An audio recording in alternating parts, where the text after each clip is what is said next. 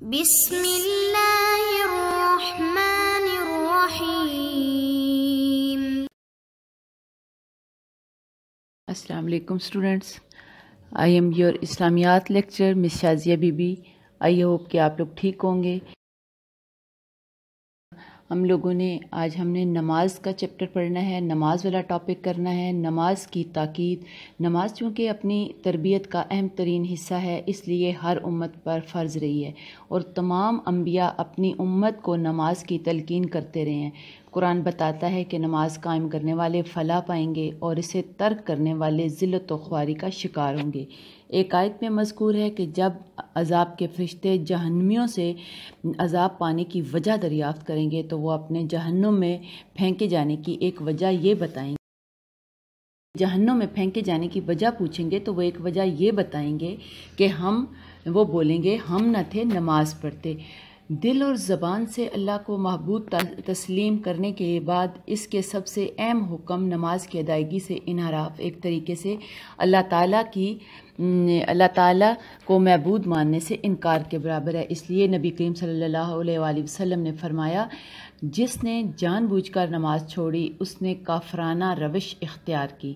نماز قرب خداوندی کا سب سے مؤثر وسیلہ ہے۔ نبی پاک صلی اللہ علیہ وسلم کا ارشاد ہے، جب تم میں سے کوئی نماز پڑھتا ہے تو گویا اپنے رب سے چپکے بات چیت کرتا ہے۔ اس اہمیت کے پیش نظر قیامت کے روز سب سے پہلے نماز کا حساب ہوگا۔ نبی کریم صلی اللہ علیہ وسلم نے فرمایا، قیامت کے روز سب سے پہلے نماز کا حساب لیا جائے گا۔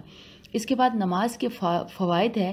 نمبر 1 ہے، اللہ تعالیٰ کے سامنے بندے کی دن میں 5 مرتبہ حاضری اس کے دل میں یہ احساس تازہ کرتی ہے کہ وہ اپنے خدا کا بندہ ہے۔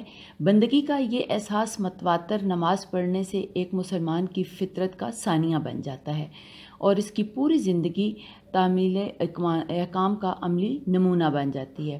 نمبر 2، دن میں 5 مرتبہ قرب خداوندی کا احساس مسلمانوں کو یقین دلاتا ہے کہ اللہ تعالیٰ ہر وقت اس کے ساتھ ہے۔ یہ کبھی خود کو تنہا محسوس نہیں کرتا۔ اللہ تعالیٰ کے ساتھ ہونے کا احساس انہیں گناہوں کے کاموں سے روکتا اور اس کے دل سے ہر قسم کا خوف اور غم دور کرتا ہے۔ نمبر 3، نمازوں کے درمیانی وقفے میں بھی نماز کے اثرات جاری و ساری رہتے ہیں۔ نماز کے بعد گناہ کا خیال آئے تو بندہ سوچتا ہے کہ ابھی تو اپنے اللہ سے دعا کر کے آیا ہوں کہ اے اللہ مجھے گناہوں سے بچا، اور ابھی گناہ کا کام کروں گا تو کچھ دیر بعد اس کے سامنے کیا منہ لے کر جاؤں گا۔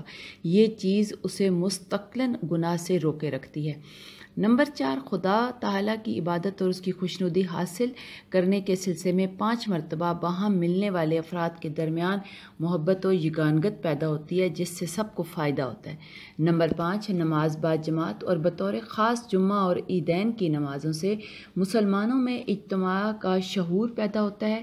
جب مسلمان رنگ، نسل، علاقے اور طبقے کے امتیازات سے بے نیاز ہو کر شانے سے شانہ ملا کر ایک امام کے پیچھے کھڑے ہوتے ہیں تو اس سے ان کے درمیان فکری وحدت کے ساتھ ساتھ عملی مساوات کا احساس بھی پیدا ہوتا ہے۔ نمبر 6، اجتماعی شکل میں انجام پانے والے اعمال کی کیفیات انفرادی اعمال کے مقابلے میں زیادہ مؤثر ہوتی ہیں، اس لیے اجتماعی نماز کا ثواب انفرادی نماز کے مقابلے میں 27 گنا ہوتا ہے۔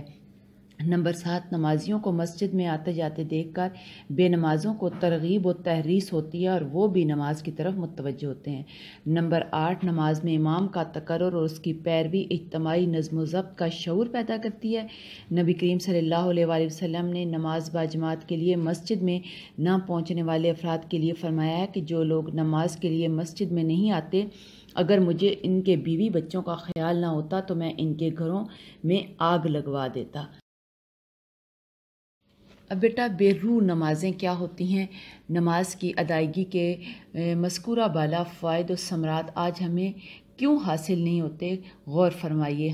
ہم میں سے کتنے افراد ہیں جو نماز باقاعدگی سے پڑھتے ہیں، اس کے کلمات ادا کرتے ہیں، اس کے معنی سے آشنا ہیں، نماز میں حضوری قلب سے بہرہ مند ہیں اور نماز کے اہم ترین مقصد سے بخوبی واقف ہیں؟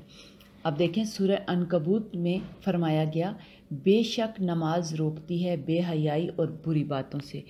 در حقیقت آج ہماری نمازیں بے مقصد ہیں، ایسے ہی جیسے کوئی پھول ہو بغیر خوشبو کے یا قلب ہو بغیر روح کے۔ تو اس لیے ہمیں نماز کی پابندی کرنی چاہیے اور نماز پر عمل پیرا ہونا چاہیے۔ شکریہ۔